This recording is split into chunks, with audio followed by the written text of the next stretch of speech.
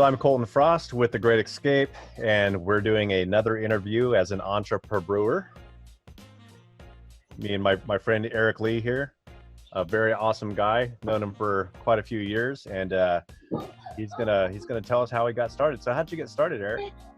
So early on, I didn't know I wanted to be an entrepreneur until I started selling fireworks. That's where I got my start. Sold fireworks, and I didn't really know what was going on. When I got into it, I just figured I was going to make a lot of money, and I didn't know what was going on behind the scenes. So I started selling fireworks. In 2 weeks, I got over $6,000.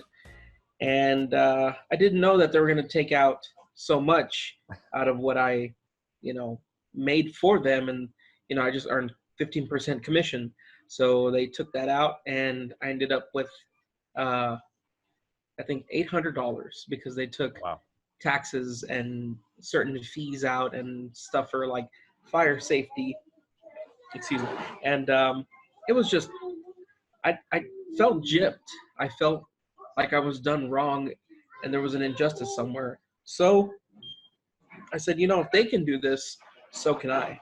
So I started, learning from different people. I got into construction.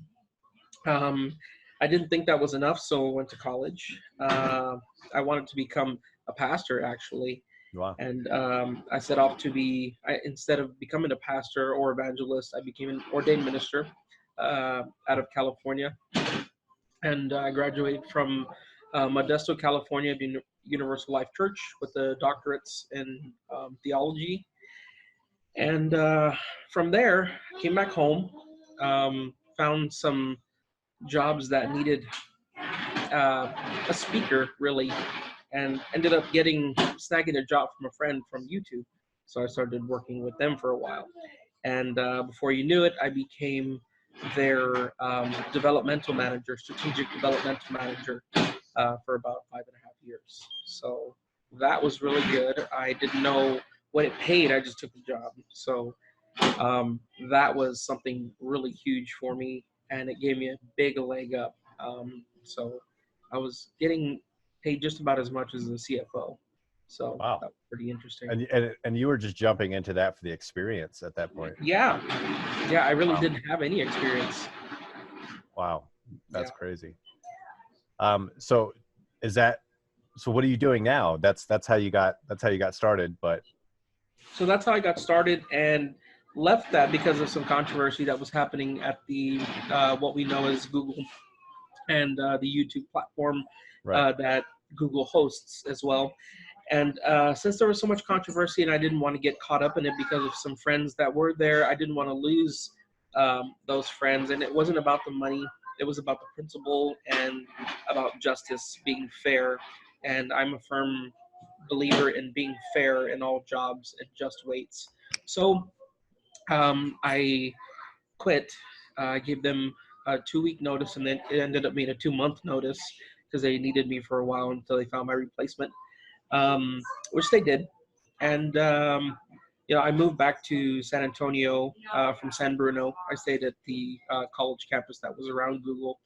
And once I came back home, I got back involved with my dad and helped him with certain things, just paperwork and whatnot. And I started getting into more along the lines of physical aspect of it, and learning how to perform labor just like the general laborers do.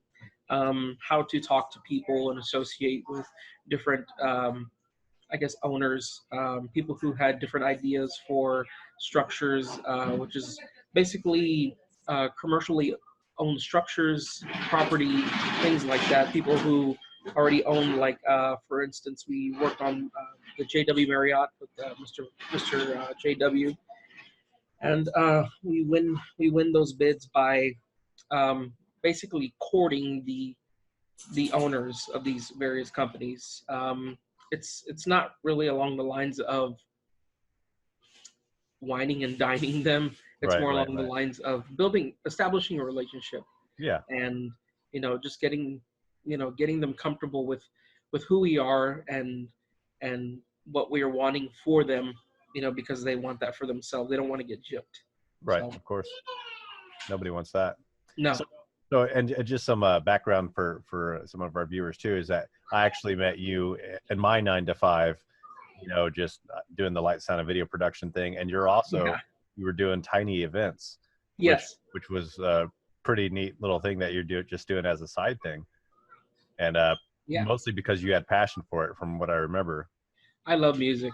I really do, and I love what you do, man, because you help bring people's, I guess, inner imaginations to life when it comes to music and lights.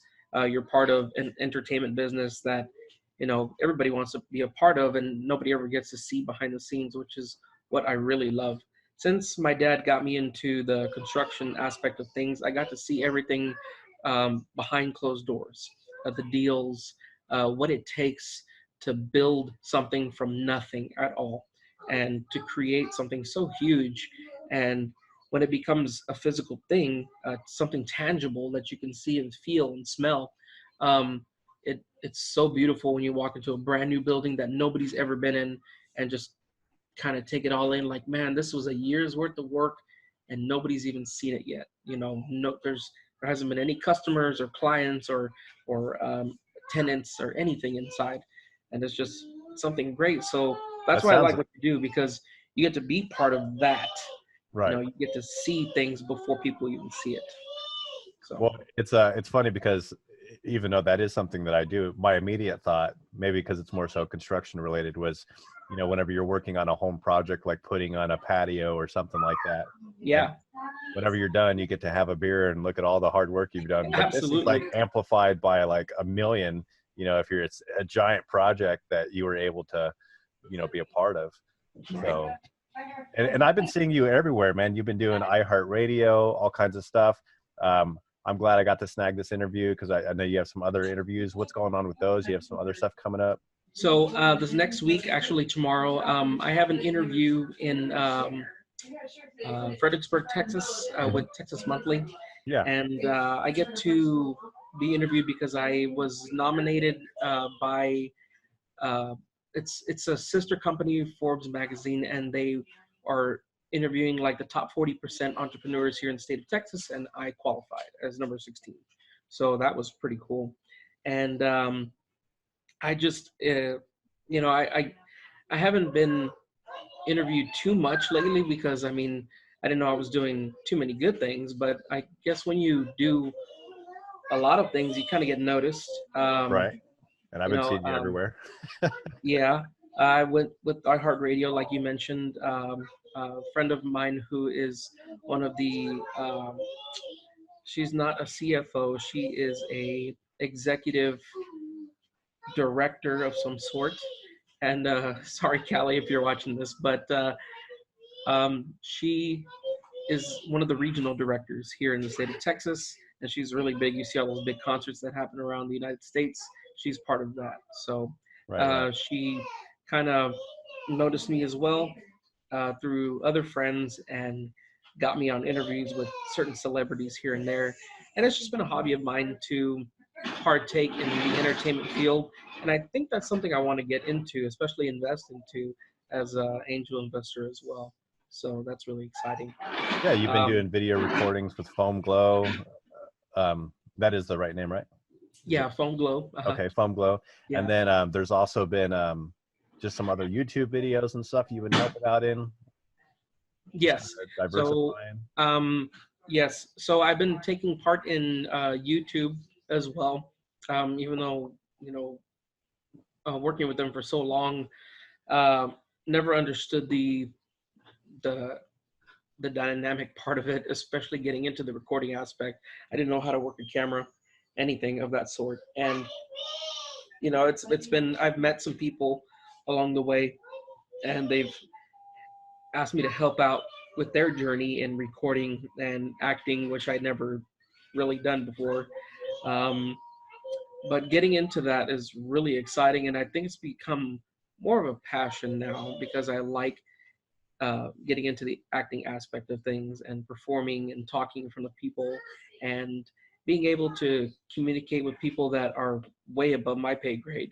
It's just it's so fun to see, to communicate with other humans that have, you know, really cool jobs. You know, I mean, they just, these are people I look up to, even though they don't think they're nothing. You know, I think of them as something because they're they they're like me. You know, I see them like me.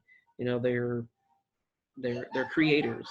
You know, they have an imaginative mind, and you know, I can really relate to that. It seems like you're always willing to go out and help people too, which is, one of the really cool Absolutely, things that I like about you is, you're absolutely. Yeah. nothing's really beneath you. You I'm know, sorry. I said nothing's really beneath you, from No, not everything I've seen. really. You know, even if it's so small and you know something that somebody would shrug off, be like, "Why would I want to do that?" I'll be like, "Yeah, sure, shoot, sign me up. I'll do it, man. I mean, shit, Well, I'm down." They're like, yeah, "Really?" yeah. Well, to be able to share, my firsthand experiences, you know, I I got double booked for something that I was doing here Yeah, recently, and I did not think that you would say yes to it at all, but I figured why not, give it a shot. yeah. So I asked you to do that Mickey Mouse gig for me, and you pulled it off, 5-star review kind of thing. That was a lot of And fun. and yeah, you just had fun with it, and that's really Yeah. cool. Is that you don't limit yourself. No. You're constantly No. expanding, what you're doing, and just always be willing to help people out. And I think that's part of what got you where you are today. Um, what do you think would be one of the big things for other entrepreneurs that are trying to, get out of their 9 to 5 jobs and really start? What kind of advice could you give to them? So for other entrepreneurs, my advice to you guys that are watching this is don't settle for one single thing. Don't have one goal in mind. Have many goals in mind. It's kind of like, and you know, I speak lightly of this because I know it's a real scenario, but Russian roulette. Everybody knows what roulette is. It's just a spin of the, you know, the gun The barrel. chamber, You yeah, put one bullet in there and you spin it. So that's what, you know, entrepreneur life is like.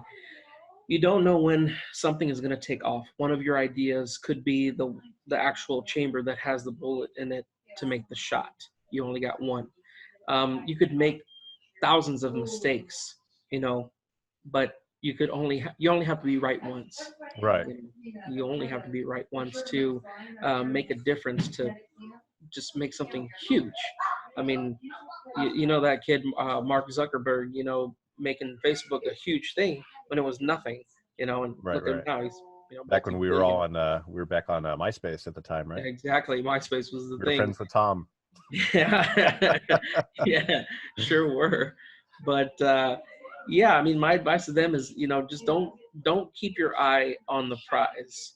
Keep it, you know, keep it up in the air. You know, just go for it. Anything really. You never know what a new niche you could create. You don't know who's willing to help you.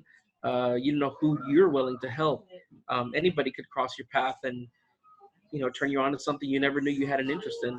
So I like that you said that it's who you're willing to help, because I think most people would just go with the people that are willing to help you, and everybody's just yeah, willing to no, help. But from what you've done and what I've seen a lot of is actually going out and helping others, and how that comes back to you.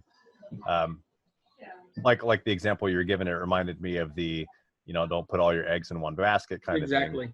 Oh But yeah, eggs don't really take off as much as yeah, the bullet would. So that's a great analogy.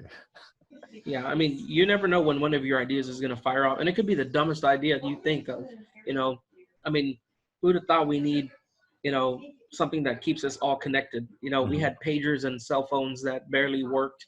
You Right. know, and you couldn't hear the other person on the other line, and that's how we stay connected back then. Now we have uh, so many social network platforms that help us to get to know each other and see what others are doing, and that is taking on a whole new genre of connecting with people. So you never know what is in your head, you know, that could set off the next big thing. So that's why I say don't just settle for one thing. You know, try all your ideas. If they fail, they fail. It wasn't meant to be. But Now, one of those things is bound to be right. speaking of connecting and things of that nature, um, you were, did you feel like you needed a lot of entrepreneurs today, they feel like you have to have Facebook, you have to have Instagram to be successful. And that's not something I feel that you did. I think instead of No, Facebook, you did face to face, Right. and that's how you got things going. And I So think there's a lot of people, strength in that. it's a lost art that you speak of is connecting with people. They don't know the term networking from a physical aspect. They know it from a digital aspect, kind of like what we're doing right now. We Mhm. network through via camera and messaging and whatnot. But people don't understand the true value of what it means to actually um, be socially intimate with another individual over a coffee break, over or rather coffee, a dinner, a small casual business meeting in an office. People don't know how much value that still has, and it's an entirely different thing filling out a piece of paper to apply for a job, and then that actual interview that comes on is entirely different. You have a loss for words. You don't know how to speak to people anymore because you don't see them face to face like you used to.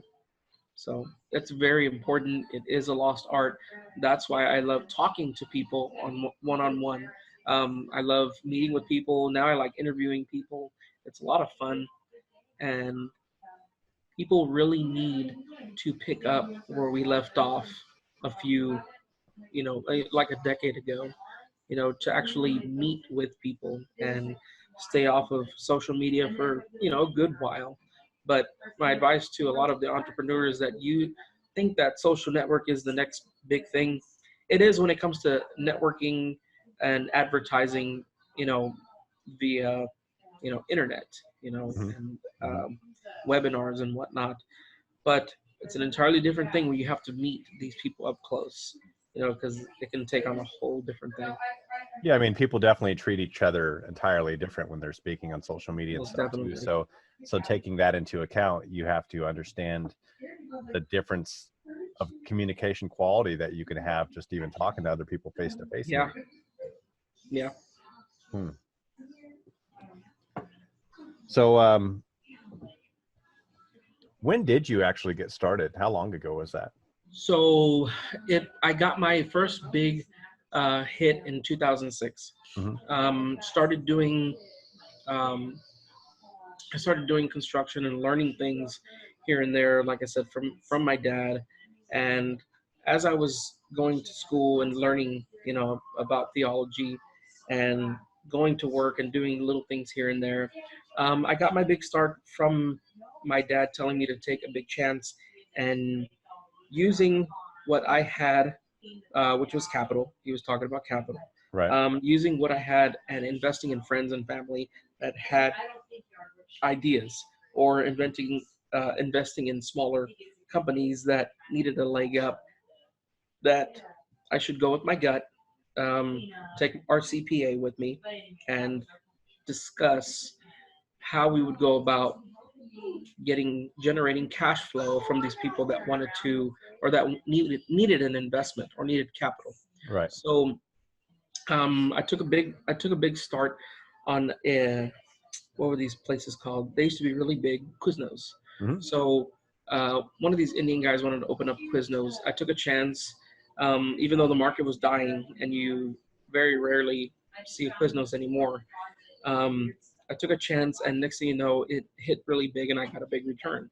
Or well, I thought it was a big return, but it was Right. a little less than six figures on it per year, and I kept generating good cash flow from this investment.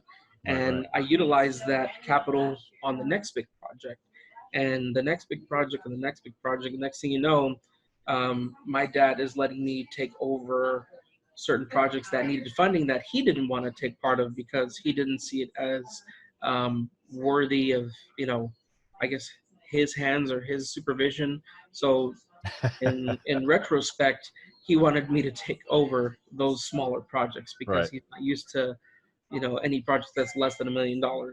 So as I would invest and gradually grow here and there, um, he said, "Well, I don't want this one. It's like, a million something or whatever, and I just don't think it. I'm not gonna get my money back as fast as I want." Yeah. So I would invest, and I would think I'd get a substantial return back, especially me being single, very young. I didn't drink, didn't smoke, nothing. Still don't smoke, but I mean, I do drink. Um, Of But course. I mean, entrepreneur, yeah, entrepreneur. entrepreneurs, man. But no, I took that chance and went out on a whim, and I started doing that. So anything that was small, I took Right. part of, and next thing you know, it would just gain me little by little. But me being, I guess, financially savvy and sound, I would keep a huge portion of what I built. I would break it into three parts. I would take back my capital. Right. I would put it back into the bank and left it there. Didn't touch it till the next big thing, whatever I wanted to invest on. I took 40% of my gains, and I put that away as well into savings. And then I took um, the rest of it, the 60%, and I put it towards whatever, spending on trips here and there, and use it for food and travel, things like Life. that. Yeah. So that's what I would use it for. And then next thing you know, started making more and more and more. And my percentages started switching up. So I started putting away 60% instead of 40, because I could afford to at that point. And I started putting away more and more. And next thing you know, I could put away as much as I wanted to and still be okay. Still be able to live your life the way that you Oh want yeah, to on your yeah. day-to-day basis. But the main thing was control. Hmm. There's a lot of control, a lot of willpower to prevent yourself from spending anything, because there's lots of wants out there. There's Oh lots yeah. of wants. You want we want something, and we have to learn to differentiate between a want and a need, and that's a big necessity, especially in this day and age, because prices are going up, things are changing. We have no choice but to save nowadays. Yeah, that's very true. So, a lot of entrepreneurs, they need people like you that are angel investors and stuff to get something rolling. And if somebody has a good idea, they should reach out to you then and just try to get a conversation going. But Yeah. but what kind of things should they have ready before they come talk to someone like you? So, one thing is to approach, an investor casually. Hmm. Um, I'll be very frank and straightforward. Don't kiss butt. Right. Don't kiss it. Don't do that. Um, we'll pick up on it real quick, especially if it's not me, and you're Hmm. gonna go after one of my associates that I do know, and they'll still come to me because I'll let them know, because we stick together throughout San Antonio. We tell each other, hey, such and such just came up to me with a pitch, didn't like it. He has this, very sketchy. Spread the word. Next thing you know, they're going to spread it to everybody. And whoever that person goes up to, whether they be little or small angel investor, they're going to say, yeah, I heard about you.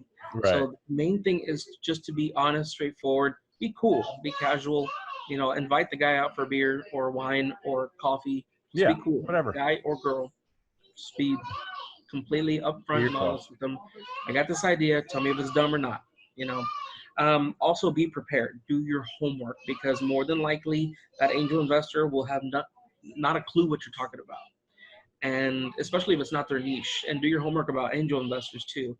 If they are structurally savvy, if they are savvy about the food industry, each one has a different type of genre that they invest in. You can't just go up to Specialty. any angel investor Right. and expect them to invest in you, and they have no clue what you're talking about. They're going to be like, no. They're just going to tell you straight out no. Yeah. And to prevent yourself from being severely offended, if you are, I would advise going up to just any angel investor. Now, you would go up to somebody and approach um, a loan shark at that point, which I don't advise anyone Right. to ever do, They're called because sharks for a reason, right? yes, most definitely, Yeah. they will hurt you. They'll eat you out of house and home, Yeah. most definitely. But my advice to entrepreneurs that need capital and want an angel investor in their company, my advice to them is, like I said, do your homework, find out who they are, who you need to invest in that has experience in that specific field that you're requesting capitalism for, and that just go up to them and say, hey, my name is such and such. I understand you do this, and that. Let's set something up, and if I could please have 5 minutes of your time, let me throw this pitch, and if you like it, you like it, you don't, you don't. More than likely, somebody like me or my associates will say, yeah, sure thing, sure, let's set something up for next month or whatever. So So I just finished a book recently called The Monk and the Riddle, and there was a guy that he was a investor uh, as well, and he actually ended up getting the title from one of his people. I don't know if it was from TiVo or what guy he had invested in off the top of my head, but mhm. it was a virtual CEO. Now, so what he does is not only does he invest into the company, but he takes his experience and he helps make the company much more successful. Well, because it's his baby too. He's investing money. So is that something that you do as well, or do you just only step in financially? So I can go both ways. If I am nous, or rather educated in the same field that you're approaching me with, Mhm. I will do my best to educate you and tell you what to do and what not to do, as far as creating a company or making it better. Um, if I don't know what you do, and if I don't understand it, but yet I kind of get where you're going, and I can see where I can make some money. Um, I'll get in there financially first, help you out, tell you how you can fix things financially, and just stay out. As long as investors get their Return. capital back, Yeah. plus some. Um, I mean, there's really no issue, as far as um, loaning or helping, establishing a company. But yes, I do assist those who need help on establishing an actual company, as far as helping them find better vendors, a better distributor, things like that. People who can make something way cheaper. Almost like if you're watching Shark Tank, they'll hook you up with people that can do things for cheaper instead of the route you're already going. Right. Right. So Right. same aspect. What do you think is well, actually, I wanted to ask you too, like you were talking about getting your return and everything. That doesn't always happen, does it? No, Sometimes it you is get a not. bad deal. Sometimes you do not get a good deal, Yeah. only because you are, only because you are. I guess you're not too savvy in what you're doing. Hmm. Um, More along the lines of you're not necessarily trustworthy, but you're more of a risk, Right. financial risk. They could very well lose their, investment. So Yeah. So you have to be able to figure all that stuff out, which I imagine there's tons of things. I know in the book that I was reading, The Monk and the Riddle, he was talking about all different kinds of aspects and how well your business plan is put together versus how realistic, what the size of your market, how well you've estimated it, just all these different factors. So I can only imagine, it's pretty difficult to it is, especially when they're talking about their project and they need help while they're in their project. Some people come up to you and ask, they'll ask like, well, can you help me with this and that? I'm already doing this, but I need more funds. Well, I have to find out the issue first. Why don't you have enough funds to Mhm. cover your current project?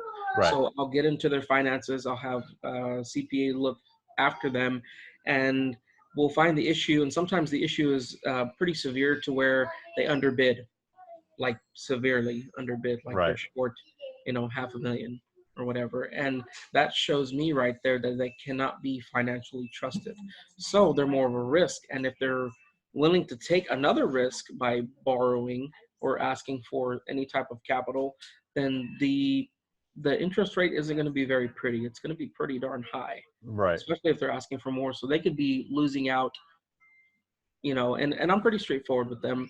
I'll tell them, look, if you already lost this much money, if you borrow from me, I'll give it to you, but you're still going to lose out because you have to give that money that I lent to you, and you have to give it back with some. And how are you Right. going to do that when you're already in the negative?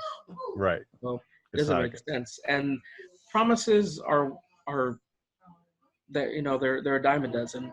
Um, they can promise you the world, but you're never going to see it. Right. They can say, well, if you do this for us, we can earn, they'll give me a projection, what we call projection. Um, they'll give me an estimated projection of within 4 months, you'll get your return back and some. But if I don't see that projection on paper and in reality, I'm not going to give it. Right. I'll just back out and be like, you know what, maybe this isn't the best time to ask me for this. Maybe another project. I won't necessarily say no, just Yeah. not right now. That's something that in the book that they were describing is that they don't normally say no. They just tell you maybe you should check out some other options, Yes. things like Yeah. that. Yeah, I'll never say no because that gives me a bad rap too. Even though I don't want to say that they're nobody, but even though they don't have that big of a profile, and their books aren't that big as far as having experience, but still along the lines, they're going to develop some type of name if they're lucky, and they're going to say, well, such and such investments didn't want to invest in me. He thought I was just trash or whatever. Right. They'll say something sophomoric, and it can potentially hurt your business. And I don't know if you're at liberty to say, but what is the craziest idea you've turned down or not turned down? Well, one of the craziest ideas I've turned down so far is giving a guy who has no experience in the retail business a chance to open up a store, almost like a convenience store, except they don't sell gas, they don't sell alcohol. It's just food and beverage. So I said, Mini well, mart. why would yeah I said, why would you want to do that? It goes, well, I think my store would be pretty cool because I could sell this and that. And they wanted to really sell different types of products from Japan, and almost like an international store. So I told him, well, how well do the products do, and can you give me a list of how well they do, so that way I can check them out, and help you, or at least find some different products to sell. But he wanted specific things in there, and I said, okay, well, let me see what it would look like if I put it at a projected rate of so much X amount of dollars. So I gave him that. I looked into it, and just the projection overall was terrible. It was Right. atrocious. So I told him, you know what? Maybe right now isn't the best time. I said, because you're looking at X amount of dollars, and you're going to be really hurt to see the results in the long run.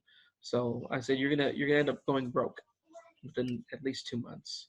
Wow. So, but I think it was a silly idea, especially if you don't have any experience in the idea that you have. If you're going to develop an idea, already have that knowledge of that idea, already have some experience behind it as well. If you want to open up a restaurant, hopefully you have worked in one. Hopefully you know how it has worked, as a whole. And you know, also, I also hope those people, have um, been at a higher up position to understand how the ins and outs work. I Right. mean, because if you don't know, you have no business in that type of business anyway. So you mentioned experience and just knowing whatever the kind of field you're in. The other thing that I hear a lot, and I've even kind of spoke about myself a little bit too, is passion. Yeah. And how do you measure passion on paper? I mean, that's got to be difficult. I mean, I don't even know if it's possible. You can't. To me, you can't, unless you're a very creative writer, and I can feel where you're coming from. Mhm. I can gather an idea of, well, at least I can hypothesize on what you're trying to go for, as far as an idea in general. So, the way you can measure somebody's passion is if that's all they talk about, and if they're very adamant about starting it no matter what, and they start just blabbing about how good the industry is, how their friends, how their family, how many testimonies they have on that specific idea. And I mean, on paper, it's entirely different, because there are some people that will say, look, I'm willing to bet, my entire household income on this project. If you just match my my investment. I'm like, that tells me that they're eager to Wow. start whatever it is they want to do. So, They got some um, skin in the game too, for sure. yeah, most Yeah. definitely. They really have to have their hand in it, and you Yeah. can sometimes see it on paper. Sometimes you can't. Sometimes it just seems like a bad book report, and it seems like they cut and pasted work and give. If they give me statistics, I already know right off the bat that they they don't they have not done their work. They haven't looked into what they're doing. They're just basically, like I said, cut and paste. But if all they're talking about is their idea, I know they're passionate. But if you're just throwing me numbers, I know you want money. So there's So way it needs to there's be a kind of a mixture of both then. hmm yeah, yeah. Very cool. I mean, but you can really tell. That's awesome. Mhm. Well, is there anything else that you could tell any of these entrepreneurs that are just wanting to get something started? Just a piece of advice or a good book to read, or the Um, best qualities to have, morning routine, anything like that? What helps you so get there? yeah, so my advice to early entrepreneurs, people who want to establish or just become one in general, um, get ready for the biggest kick in the pants that you're ever going to get, because it's going to come at you fast and Right. hard, and it's going to be vicious. The journey is not an easy one, and it's not for the weak of heart, or for the faint of heart rather. Um, you're gonna have to work. There are some days you're gonna not be able to sleep. Um, your attitude's gonna change. Your lifestyle is going to change drastically. Your spending habits need to be that of a homeless person. You need to live like you are homeless, literally. The what little you have, that is of value. More is not necessarily what you need. It's less is more. The less you can spend, the more you can keep in your pocket. Um, yeah, just lots of coffee. Have a positive attitude towards everything. Um, you have to have the mentality of get back up again. Once you fall off that horse. Right. You can't quit. If you are a procrastinator as well, a lot of entrepreneurs have someday syndrome, and they'll say, "Well, I'll start this someday." They're never going to get over that. If they're just procrastinating in general, it's not going to work. I can tell you that right off the bat. If you have established that type of attitude throughout your life, it is not going to work for you. And it sounds a lot like the perfection gap, which is, where you won't start something until the weather's perfect, or until you have enough Yeah, money, or until yeah. the That kids that's are why at the house. I encourage entrepreneurs to take up a hobby such as planting. Hmm. I know it's kind of silly, but Not at all. planting or babysitting a pet. If you know how to do one or both of those things, um, I think you would have the patience for becoming an entrepreneur, because it takes time and energy and effort to put into a flower or a vegetable and watch it grow, take care of it. And the more time and effort you put into it, and the more care and nutrients that you put into that root, the better the result you're going to get, the better the yield rather that you're going to get. You're going to get it tenfold. But if you don't baby your investment, if you don't baby your plant, you don't take care of it, eventually it's going to die. Right. Because you just think that you could throw money at it and let others do the work, and you know, it's going to be fine. It's going to be a big old plant, but it doesn't always rain. The sun's not always out, and the conditions are not always pleasant outside. So it's an entirely different thing. So if it was easy, everybody would do it. Exactly. You'd see everybody sitting on gold thrones, but Right. I mean, you only hear about those people because they put their time and effort into it. Nobody just up and gets $1 million unless you're playing the lotto, and that's by luck. Yeah, because I've talked to some entrepreneurs that, they just want to get out of their normal job, which, I mean, who doesn't? But they just think it's going to be rainbows and sunshine and cupcakes, and they Yeah, think, oh, and I'm it's going to not, do this to not work hard. But it's like, no, you're going to work 3 times as hard. You know. especially if you have a family. You know, if you Oh already yeah. have a family, you have young ones, you have a wife and kids, you are you're going to spend some time away from them, you know. And I have a lot of entrepreneurial friends, investors that have lost their families, Yeah. that have lost loved ones and their immediate family as well. They don't talk to them anymore. They're too busy for them, or they just completely move away. They live in different states.